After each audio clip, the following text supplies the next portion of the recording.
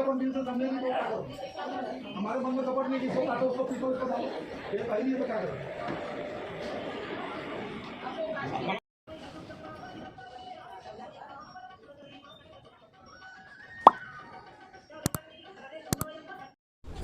नमस्कार। छत्तीसगढ़ में चुनावी बिसात बिछा है। चुनावी बिसात के साथ साथ जितने भी नेतागण हैं वो मंदिर की ओर दर्शन कर रहे हैं। ये सोलापुरी माता मंदिर है और पश्चिम में ये एक सबसे बड़ा ये है कि चाहे वो कोई भी नेता हो, चाहे वो कांग्रेस का हो चाहे बीजेपी का हो, एक बार माता का दर्शन के लिए जरूर आते हैं। और दर्शन के साथ साथ क्या है कि सोलापुरी माँ का एक बहुत बड़ा ग्राम देवता है और एक सोलापुरी माता का एक बहुत बड़ा श्रद्धा है और उनके आशीर्वाद से हर जीत ही प्लानिंग होता है। तो उस हिसाब से मेरे साथ आज मंदिर के लोग हैं और वार्ड की पार्षद है गोदावरी गज्जू साहू जी, मेरे साथ लक्ष्मी वर्मा जी है और साथ में वीवी गिरी जी है, वेंकट जी हैं, प्रजापति जी हैं।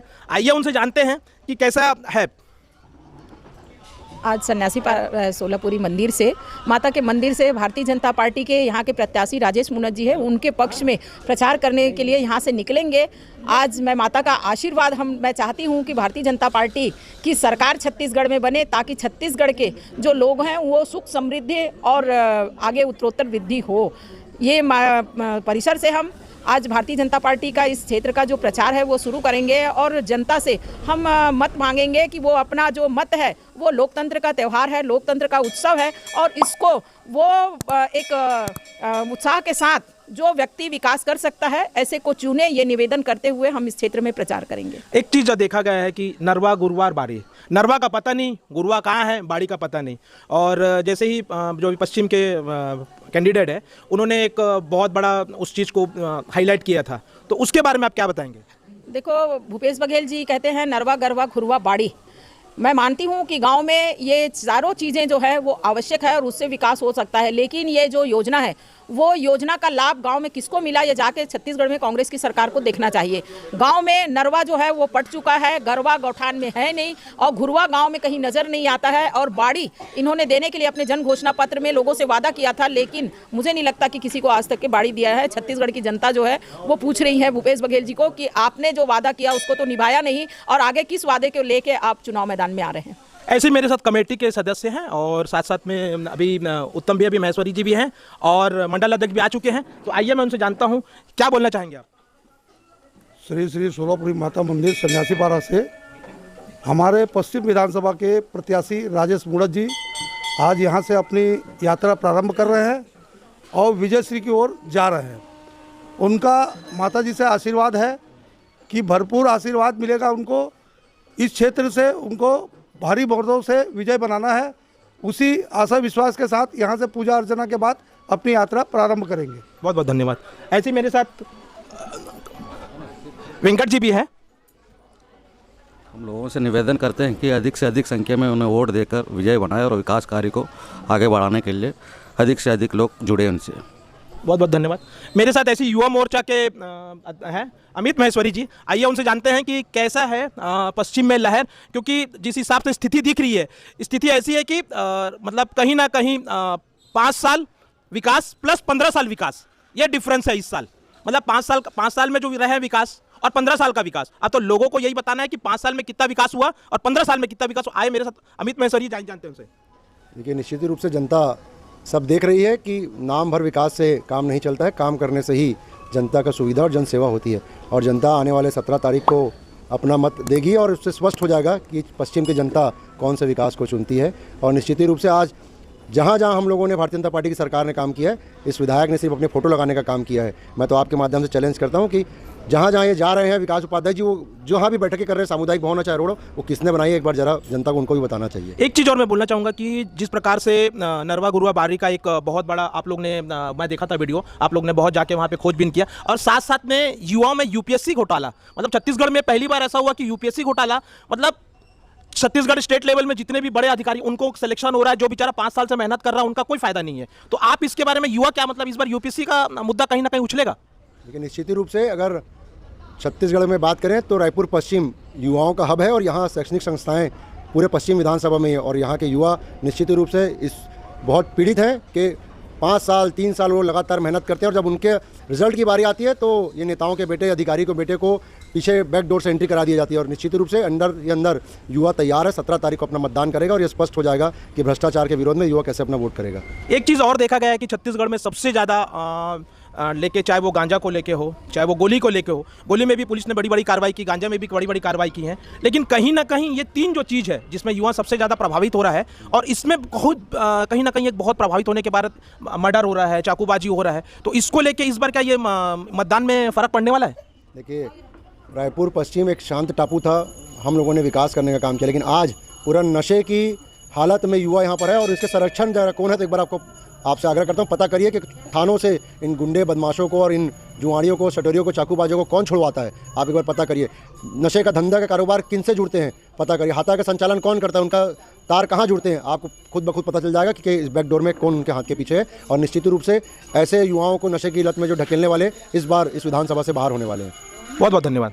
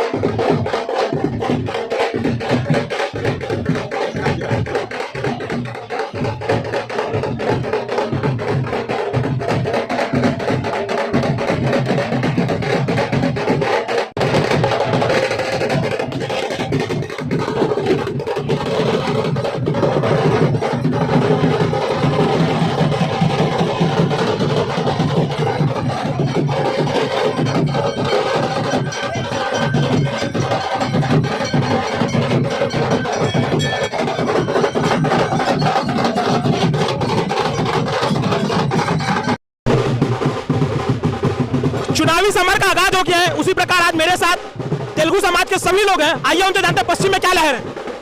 पूरे पश्चिम में भारतीय जनता पार्टी की लहर है। सभी लोगों ने मोदी जी का साथ देने का निर्णय लिया है। पूरे पश्चिम में किसी भी प्रकार का कोई भी विकास नहीं हुआ है, इस वजह से इस बार पश्चिम से विकास को लौटाने की तैयारी की है हम लोगों ने।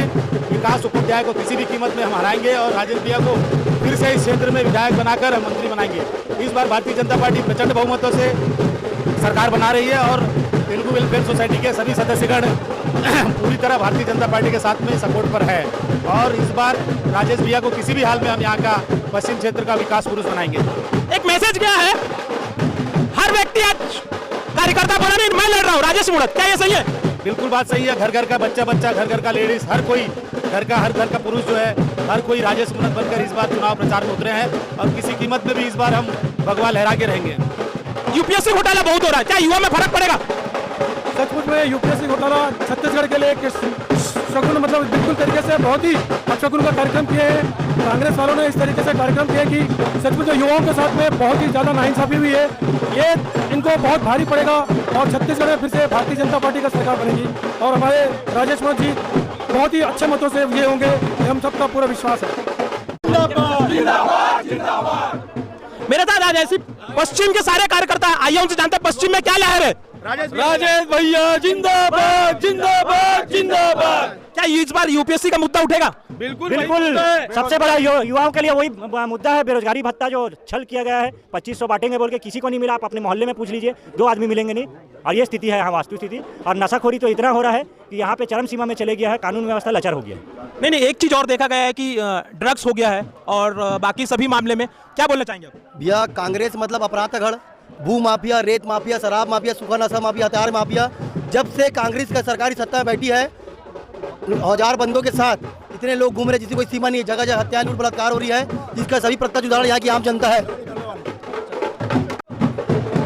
पश्चिम से आज चुनावी माहौल का तैयारी किए हैं और जैसे ही पश्चिम में क्या जाए, पश्चिम विधानसभा क्षेत्र में आज मेरी पार्टी के कार्यकर्ताओं के साथ में जनता से सहयोग पश्चिम विधानसभा क्षेत्र में विकास के कार्य को गति बढ़ाना, शहर को विकसित प्लानिंग के साथ बसाना, यही हमारा मूल उद्देश्य है। आपने एक उद्देश्य दिया है, हर कार्यकर्ता राजेश मूणत, इसमें बहुत ज्यादा चार्ज हो चुके हैं युवा। पूरे कार्यकर्ता लगे, हर कार्यकर्ता भाजपा कार्यकर्ता, हर कार्यकर्ता चुनाव लड़ा, हर कार्यकर्ता राजेश मूणत है। एक नरवा गुरुआ का एक बहुत चला, आपने एक मैटर उठाया था, ये बहुत अच्छा है। नरवा का पता नहीं, गुरुआ का पता नहीं, बाड़ी का पता नहीं। यहाँ तो सरकार का ही पता नहीं है साहब। जैसे मैं आपको बता चुका हूं, पश्चिम में राजेश मूणत का लहर है और लहर के साथ साथ आज उन्होंने सोलापुरी माता मंदिर से अपना जनसंपर्क अभियान चालू किया है। उनके साथ बीजेपी के सभी वरिष्ठ कार्यकर्ता के साथ साथ महिला बंधु और युवा भी हैं। पश्चिम के जितने भी कार्यकर्ता हैं, कार्यकर्ता के साथ साथ पैदल उन्होंने अभी यात्रा चालू किया है सोलापुरी माता मंदिर से, क्योंकि सोलापुरी माता मंदिर से हर बार उन्होंने अपने पश्चिम के लहर को ये किया है। उसी प्रकार आज ढोल बाजे गाजे के साथ जितने भी कार्यकर्ता हैं और कार्यकर्ताओं के साथ राजेश मूणत जी अपने प्रचार के लिए निकल चुके हैं। किसान मोर्चा का अध्यक्ष है, आइए उनसे जानते हैं। जय जय श्री राम। आज बड़ी खुशी की बात है कि हमारे वीर शिवाजी वार्ड क्रमांक 16 खमतरे से माननीय राजेश मूणत जी का बहुत ही जोरदार एक जनसंपर्क यात्रा जो शुरुआत हुई है और इसमें हजारों मात्रा में बहनों द्वारा स्वागत तिलक लगा स्वागत किया जा रहा है माननीय राजेश मूणत जी का। आइए देखते हैं क्या है पश्चिम में लहर। पश्चिम में लहर ये जनसंपर्क जन आशीर्वाद यात्रा है। आदरणीय राजेश मूणत के समर्थन में विशाल जन उनके साथ चल रही है। ये एक जीत का प्रतीक दिखाई दे रहा है।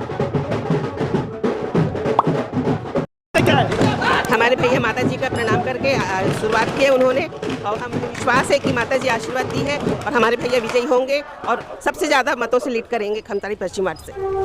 एक लहर चल रहा है कि कांग्रेस के राज में महिलाएं सुरक्षित नहीं है। महिलाएं के बारे में क्या बोलना चाहेंगे? कांग्रेस के राज बिल्कुल बिल्कुल सुरक्षित नहीं है बहनें। कहीं पर भी बेटियों का रेप हो रहा है, महिलाओं को उठाया जा रहा है, अपहरण हो रहा है, चाकूबाजी हो रहा है। यहाँ बिल्कुल महिलाएं सुरक्षित नहीं है। भाजपा का जब हमारी पार्टी जीतेगी और छत्तीसगढ़ में हमारी सरकार बनेगी तो सब ये चीज हो जाएगी।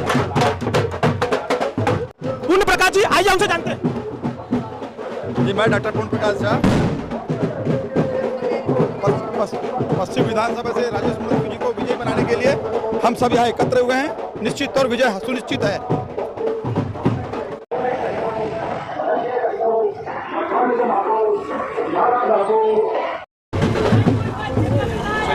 हमारे बीच गुजरात से आए हुए हैं। इन्होंने पश्चिम का क्षेत्रभार पूरा देखा है, पिछला चुनाव का भी अनुभव है। आइए इनसे जानते हैं। अभी चुनाव चल रहा है और चुनाव में अच्छे से प्रचार भी हो रहा है, लेकिन पिछले 5 सालों में मैंने इसके पहले भी रायपुर को देखा है और 15 साल जब भाजपा की सरकार रही तो रायपुर को गंदी नाली से शहर बना दिया था। सारा कुछ विकास हुआ था, लेकिन इस बार मैं देख रहा हूँ कि पूरे शहर में गड्ढे हैं, गंदगी है और कुछ विकास नहीं है। मतलब यहाँ भी मैं जहाँ आप खड़े हैं वहाँ भी बहुत पास्ता है और इतना डंप कर रखे हैं कचरे का। तो ये रायपुर को कांग्रेस ने बिल्कुल गड्ढा बना दिया है, कचरा बाजारी बना दिया है। शायद इनके कुकर्मों के कारण ही भाजपा को फिर से सरकार में आना है। सरकार में इतना काम किए हैं, लोगों के मन में राजेश मूणत एक ऐसा नाम है कि पश्चिम रायपुर का तो नहीं पूरे प्रदेश का विकास किया है। सारे रास्ते बना दिए हैं, सारे नालियाँ निकाल के अच्छी कर दिया है, लोगों को घर दिया है। तो राजेश मूणत फिर से आना वो तो तय है। लेकिन कांग्रेस ने जो हाल किया है, प्रजा को ये भी याद रखना चाहिए कि कांग्रेस एकमात्र ऐसी पार्टी है जो गरीबी हटाओ नारा देके गरीबी ला रही है। मोदी सरकार ने गरीबों के लिए इतना काम किया, इतने मकान बना दिए, सबको अपना घर चाहिए, सबको खाना चाहिए। कोरोना से आज तक गरीबों के लिए खाना मुफ्त दिया है। वो भाजपा की सरकार है, इसलिए भाजपा लोगों का, छोटे समुदायों का, छोटे लोगों का विचार करके भाजपा चलती है। ये कांग्रेस वाले लोगों को गुमराह करके जातिवादी का वोट लेके अपना खिचड़ी पका रहे हैं। एक सबसे बड़ा मुद्दा है यहाँ पे यूपीएससी का मुद्दा बहुत बड़ा उछला हुआ है, क्योंकि इन्होंने 5 साल में एक तो जब सरकार में गंगा जल लेके कसम खाया था जो दारू बंद करने का, तो वो पॉसिबल तो है ही नहीं। दूसरा एक यूपीएससी का मुद्दा है। यूपीएससी में ऐसा हो गया कि जो सीएम के सेक्रेटरीट है उनका कई लोगों का सिलेक्शन हुआ है और उसके बाद तो ये मुद्दा क्या हावी रहेगा इस बार? हाँ, बिल्कुल बिल्कुल हावी रहेगा। उन्होंने सरेआम ऐसे बताया कि हमने इतने लोगों को, इतने लाख लोगों को जॉब दिया है, नौकरी दिया है, और विधानसभा में जाके जो बोलते, जब प्रश्न प्रति प्रश्न होता है तब वो बोलते हैं कुछ इतने लोगों को ही दिया है। मतलब वो 3 अंक में वो सिमट जाते हैं। तो इतना झूठ चलाया है तो ये मुद्दा तो चलेगा ही ना भैया। एक और पूछना था, क्या आपको लगता है कि यहाँ गुजरात मॉडल आप यूज़ करेंगे? मतलब क्या लगता है, क्या रणनीति लेके आए हैं? मतलब गुजरात मॉडल यूज़ होगा यहाँ पे? गुजरात मॉडल क्या है भैया? गुजरात मॉडल है लोगों की सुखाकारी की और लोगों की सुरक्षा की चिंता करना है, वो गुजरात मॉडल है। कुछ दिन पहले यहाँ रायपुर के जाने माने डॉक्टर शुक्ला जी के ऊपर हमला हुआ रात में वो अपने क्लिनिक से जा रहे थे, तब लोगों ने उसको रोका और कुछ गुंडों ने उनके ड्राइवर को मारा, वो बच के निकल गए। बराबर। अरे सरेआम वो वीडियो हम देख रहे हैं कि किसी लड़की को कोई उठा के पकड़ के ले जा रहा है, हाथ में छुरा है, कोई छुड़ाने वाला नहीं है, पुलिस का प्रशासन है नहीं। गुजरात मॉडल सुरक्षा का मॉडल है, गुजरात मॉडल वो लोगों की सुखाकारी का मॉडल है। आप शांति से काम करिए, शांति से कमाइए, शांति से जिए और देश के लिए काम करिए, ये गुजरात मॉडल है। तो आप मानते हैं क्या कि गुजरात मॉडल लागू नहीं होना चाहिए? हर जगह पे गुजरात मॉडल लागू होना चाहिए, तो ये देश तरक्की करेगा। आपका शुभ नाम? भास्कर ठाकर। बहुत बहुत धन्यवाद। ऐसे मेरे साथ आज एक वरिष्ठ कार्यकर्ता हैं और शर्मा जी जो संघ से जुड़े हुए हैं और बहुत वरिष्ठ कार्यकर्ता हैं, पिछले 25 साल से काम कर रहे हैं विभिन्न में, चाहे वो कोई भी मुद्दा हो, लेकिन बहुत अलग तरीके से उन्होंने काम किया है। आइए उनसे जानते हैं कि क्या है इस बार का मुद्दा। इस बार रायपुर की जो सूरत बिगड़ी है, हमारे राजेश भैया ने जो पूरे छत्तीसगढ़ का जो विकास मॉडल पेश किया पूरी दुनिया में, वो एक अभूतपूर्व है। और उसके बाद में 5 साल में सिर्फ कुछ नहीं हुआ, हमारे जो झाड़ू भी नहीं निकली पश्चिम के अंदर में, और हमारे जो कार्यकर्ता हैं वो अंदर में पूरे लोगों से मिलजुल रहे हैं, लोगों की मानसिकता चेंज हो गई है और राजेश भैया के प्रति पूरा स्नेह और उभर है। बहुत बहुत धन्यवाद।